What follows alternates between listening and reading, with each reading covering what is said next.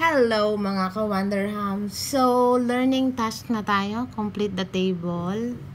Ang naiiba lang doon ay may nature of the roots. So, ano ba ang nature of the roots? So, nature daw ni x yun. Ang roots ay yung value ng x. So, pag-aralan natin. So, ito yung discriminant natin na nilesson natin kahapon for learning task 1. B square minus 4ac is equal to 0. So, ang roots nun are real, equal, at saka rational. Ibig sabihin, yung roots mo ay iisa. So, x of 1 and x of 2 are parehas. Like, kasi kung ang b square minus 4ac mo ay equal 0, so, ang sagot nito, pag tinanggal mo yung square root, plus minus 0, diba? So, walang pinagkaiba. Kahit anumang katabi nun, yung pa rin yung sagot. So, x of 1 and x of 2 are equal. Real and rational. So, paano naman pag ang b square minus 4ac ay mas malaki siya kaysa 0 and also a perfect square? So, ano yung magiging roots mo? The roots are real, distinct naman. So, magkaiba sila. Kasi, may plus or minus ka, diba? So, magkakaiba na yung sagot nun. And, rational. Tapos, paano naman kung ang discriminant mo ay b square minus 4ac, mas malaki siya sa 0, but not a perfect square. So, hindi siya perfect.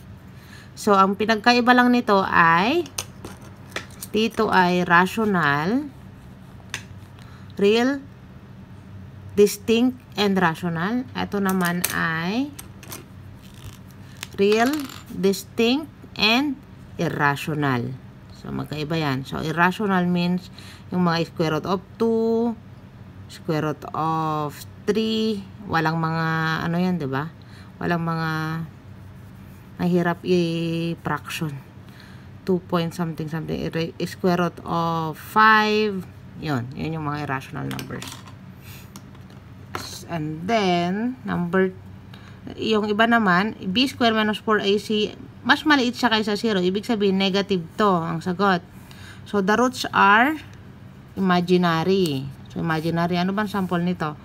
Square root of a negative number, ang tawag natin doon ay imaginary numbers. Okay, so na-lesson natin yan sa task 1. And then, b square minus 4ac, mas malaki siya or equal to 0. Ang lagi nating sagot ay, the roots is real. So, real.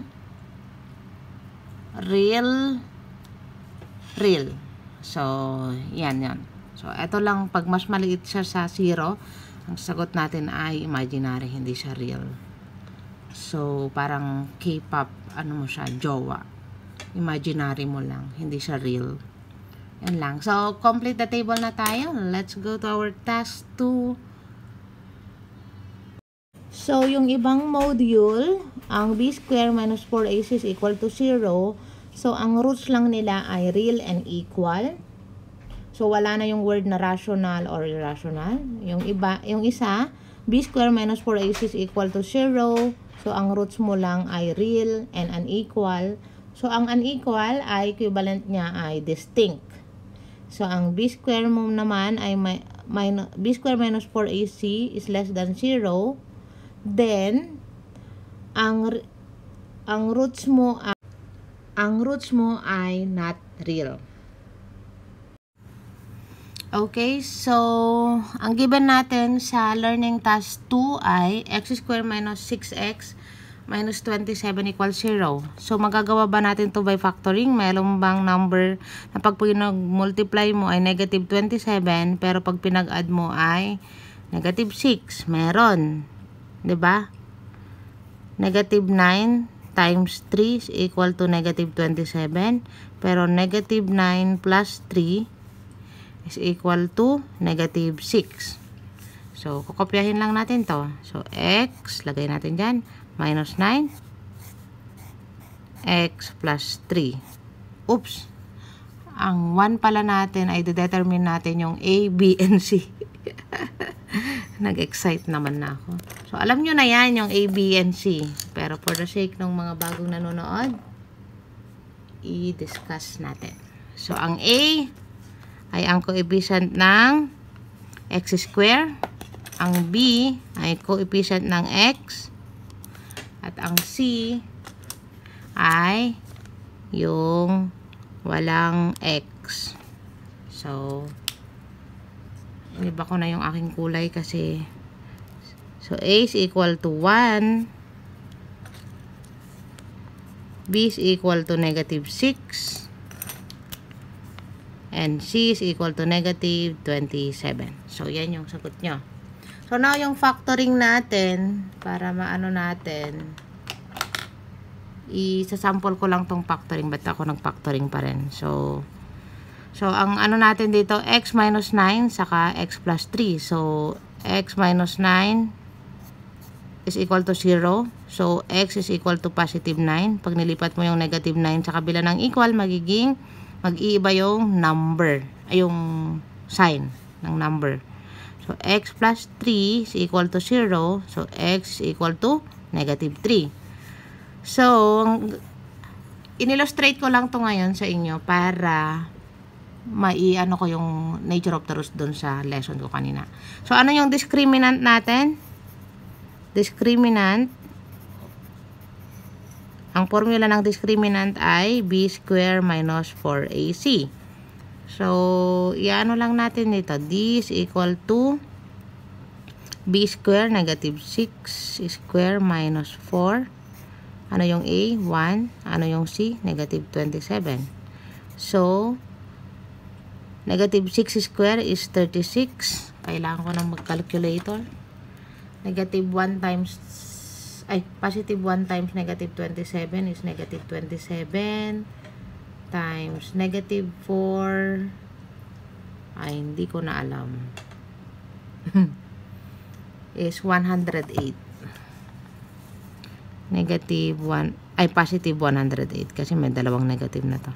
So, is equal to 144. So, 144, pag in-square root mo yan, diba? 12. So, ang D natin ay 144. So, huwag mo nang i-square root yan. Kasi ang D, ang formula niya ay B square minus 4AC is equal to 144. So, ang nature of the roots natin, so ang discriminant natin ay mas malaki siya kaysa kay 0, di ba?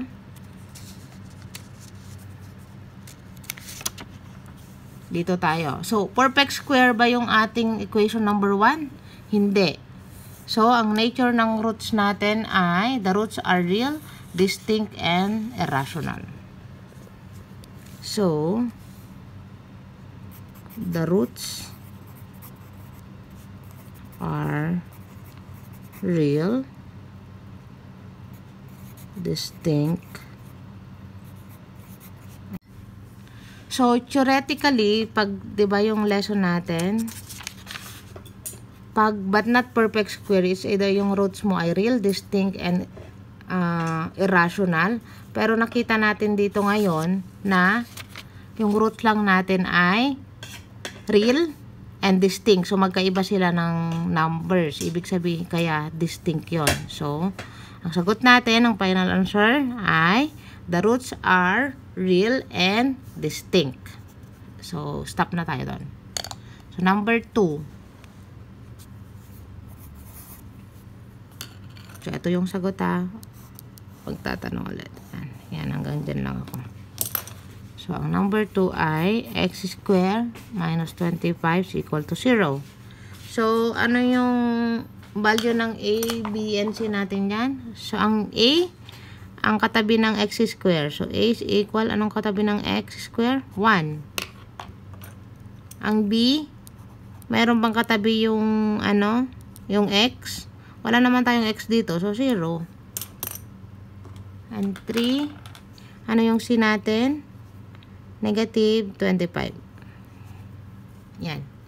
So, ang ating discriminant, ano yung ating value ng discriminant? discriminant equal to b square minus 4ac.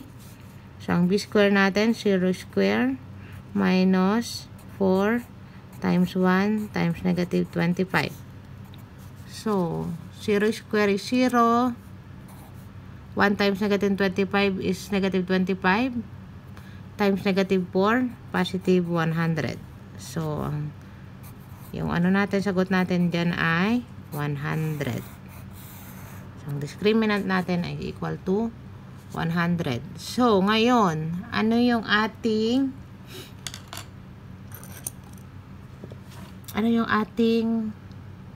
next na sasagutan? Nature of the roots. So, ano ba yung nature of the roots natin? So, sasagutan natin siya. So, x square minus 25 is equal to 0. So, x square is equal to 25. Nilipat natin yung negative 25 sa kabila ng equal, magiging positive 25. So, hahanapin natin yung value ng x. Anong gagawin natin na method nito? Extracting the roots.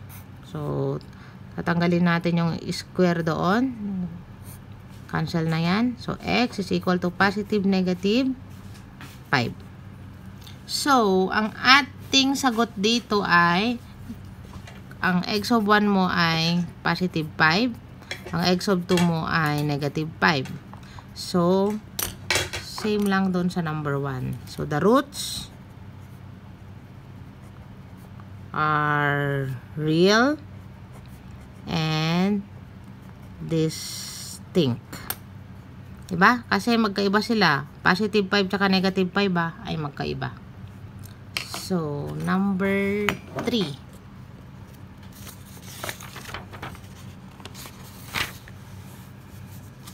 Number 3 natin,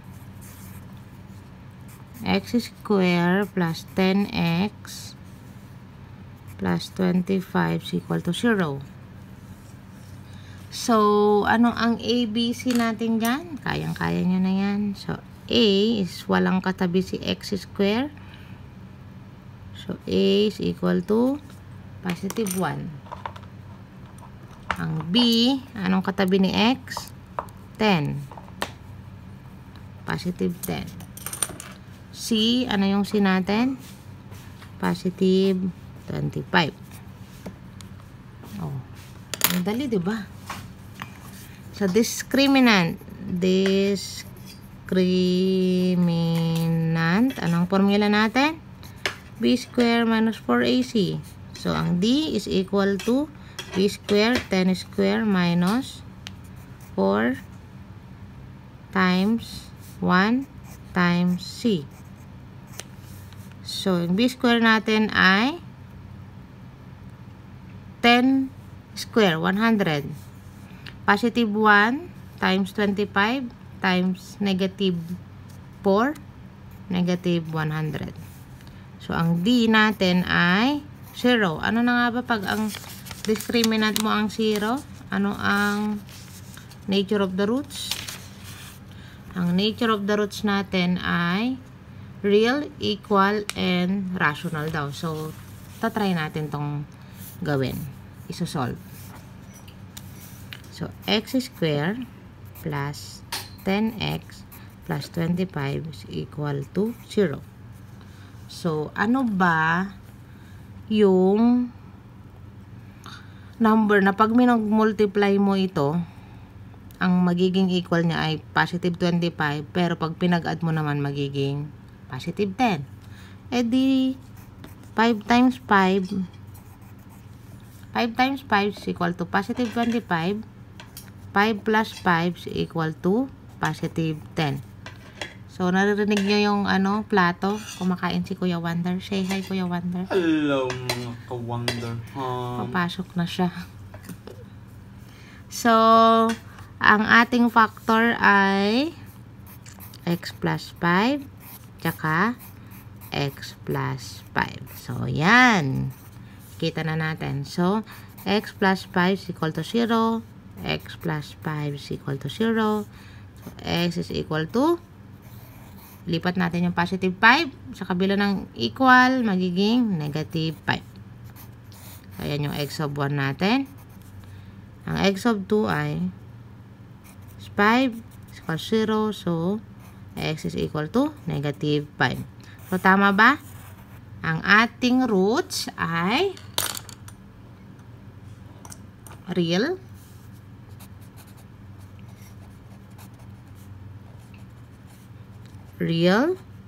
and equal. Kasi negative 5 tsaka negative 5 ay parehas. So, yan at ating real. So, wala na yung rational kasi hindi naman ratio yung 5, diba? Yan.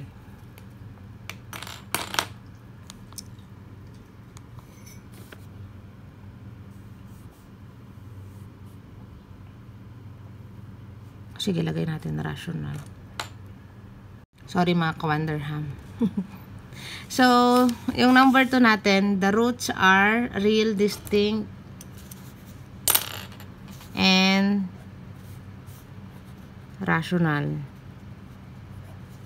Kasi ang rational numbers ay kasama ang fraction tsaka whole number.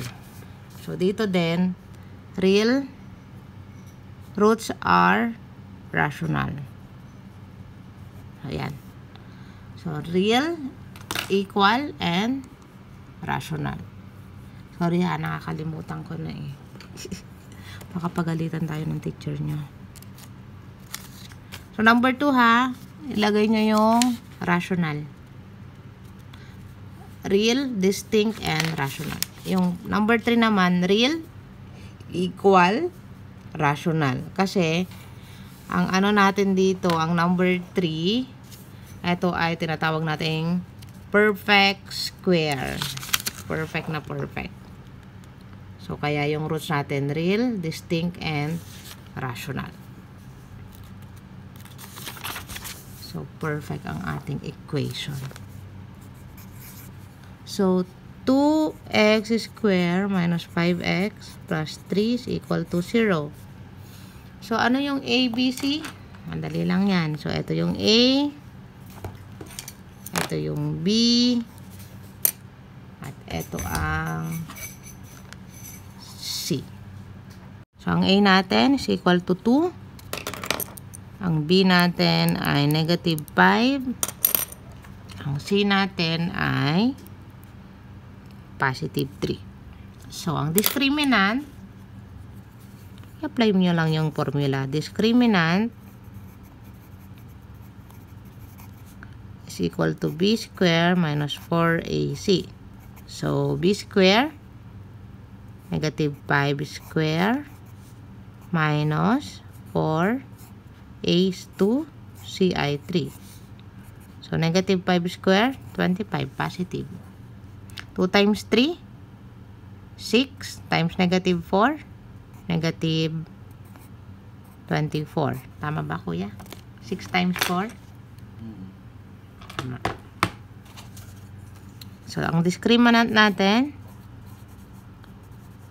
minant is equal to positive 1. Ngayon, ang nature of the roots natin. So, ang nature of the roots natin ay ko-compute muna natin para madali. 2x square minus 5x plus 3 is equal to 0. So, pag ganyan, pag may coefficient sa akin, ang nila-apply ko agad na formula is yung quadratic formula na. Kasi mas madali yon. So, x is equal to negative b plus minus square root of our discriminant, b square minus 4ac all over 2a. Para mas madali. So, negative b, ang b natin ay negative 5. So, negative times negative b plus minus square root of, alam na natin, di ba? 1. Dito na tayo. Hindi na natin nare-recompute. Alam na natin eh. 2 times 2. So, negative times negative 5. Positive 5. Plus minus square root ng 1. Ano ang square root ng 1? Hindi 1. 2 times 2. 4. So, positive 5 plus minus, ay, bakit ko inulit-ulit? So, ang gagawin natin, wala na ako sa sarili. So, x of 1 natin ay positive 5 plus 1 over 4. So, ang sagot niyan, 6 over 4 or 3 over 2. Paano na naman maging 3 over 2 yan? Dinivide ko yan ng 2 over 2. Kasi, is simplest form natin. So, 6 divided by 2, 3. 4 divided by 2, 2. So, ito yung ating sagot. So, x of 1 is 3 over 2. Ang x of 2 natin ay positive 5 minus 1 naman ang gagamitin natin over 4. So, 5 minus 1, 4 over 4. 4 divided by 4, 1. So, ang x of 2 natin ay positive, baka iba yung aking positive 1. So, ano ang roots natin? Magkaparehas ba sila? No. So, the roots are real numbers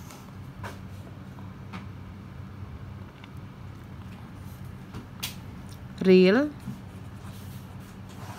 distinct kasi magkaiba, distinct, tsaka rational. So, paki-erase na yung rational lang kasi yung rational natin numbers ay composed of fraction, integers, whole numbers, and natural numbers.